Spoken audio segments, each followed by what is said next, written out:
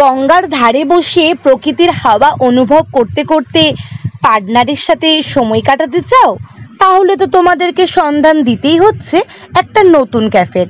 Hello বন্ধুরা, আজ তোমাদেরকে নিয়ে যাব বাগিচা ক্যাফেতে।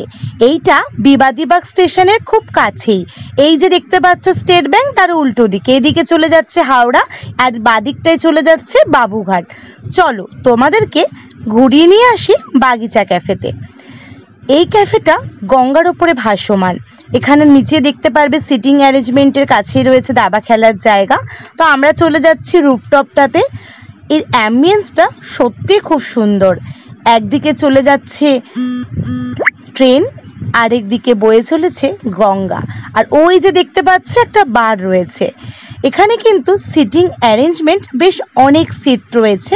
আর এই ক্যাফেটা সকাল 11টা থেকে রাত 11টা পর্যন্ত ওপেন থাকে। অ্যাম্বিয়েন্সটা সত্যি অসাধারণ, ফটোগ্রাফি এবং ভিডিওগ্রাফির জন্য খুব সুন্দর। ওই যে বয়ে চলেছে, বললাম না ট্রেন চলে যাচ্ছে। আর চলে এলো এখানে খাবারের মেনু, সীসাও রয়েছে এখানে দেখতে পাচ্ছি।